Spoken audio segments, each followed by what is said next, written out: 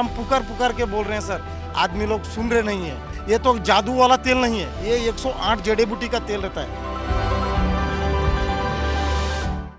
उत्तर प्रदेश सरकार ने संभल में 1978 के दंगों की सिरे से जांच के आदेश दिए हैं। इसके साथ ही पुलिस से 1 सप्ताह के भीतर रिपोर्ट सौंपने को कहा है। पुलिस अधीक्षक को गृह विभाग के उप सचिव से एक पत्र मिला, जिसमें जांच का नेतृत्व करने के लिए एक अतिरिक्त पुलिस अधीक्षक को नियुक्त किया गया है।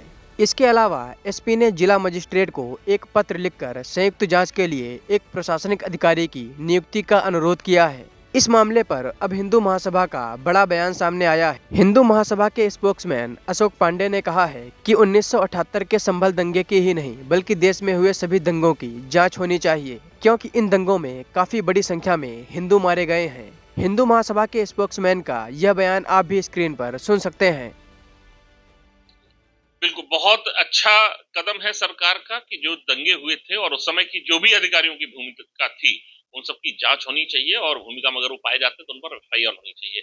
मैं संभल ही नहीं, देश के तमाम ऐसे दंगे हैं, जम्मू कश्मीर से लेकर के नोआखाली और दरभंगा और भागलपुर तक सभी दंगों की फाइल खुलनी चाहिए, क्योंकि उन दंगों में मासूम हिंदू मारे गए हैं और कांग्रेस सरकारों ने मुस्लिम तुष्टीकरण के चलते उन फाइलों को दबा करके रखा है।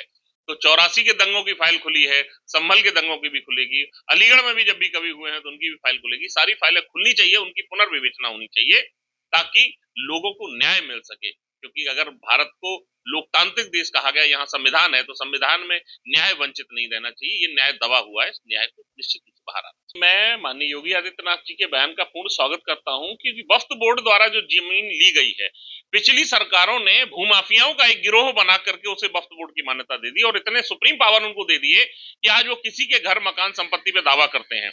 अभी 21 सन की मौलाना ने कहा कि कुंभ की जमीन भी वक्फ की है, तो ये वक्फ नहीं है, वक्फ बोर्ड के नाम पर ही भूमाफियाओं का गिरोह है और भूमाफियाओं से जो भी जमीन सरकार लेगी वो निश्चित रूप से वो सरकारी जमीन होगी। सरकार किसी की नाजायज जमीन नहीं लेगी। तो वक्फ बोर्ड की एक एक इंच जमीन का हिसाब उन्हें देना चाहिए कि वो कहां से आई, कैसे आई।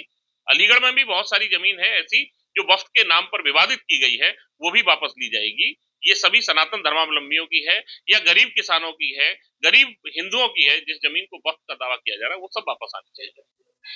बिल्कुल, उन्होंने ये कहा है कि वक्फ बोर्ड या कोई भी ऐसे पुराने घाव हैं, चाहे वो मंदिर के निशान मिल रहे हों, चाहे कुछ भी, ये सब पुराने घाव हैं, पुरानी चोटें हैं, इनका इलाज समय रहते होना चाहिए था, नहीं हुआ। अभी भी समय है, सरकार उनका इलाज कर रही है और उन जख्मों को भरने का काम कर रही है। वो जख्म नासूर बने, वो जख्म कैंसर बने, उससे पहले उनका समापन होना चाहिए। मैं सरकार का और योगी आदित्यनाथ का बहुत बहुत धन्यवाद देता हूं।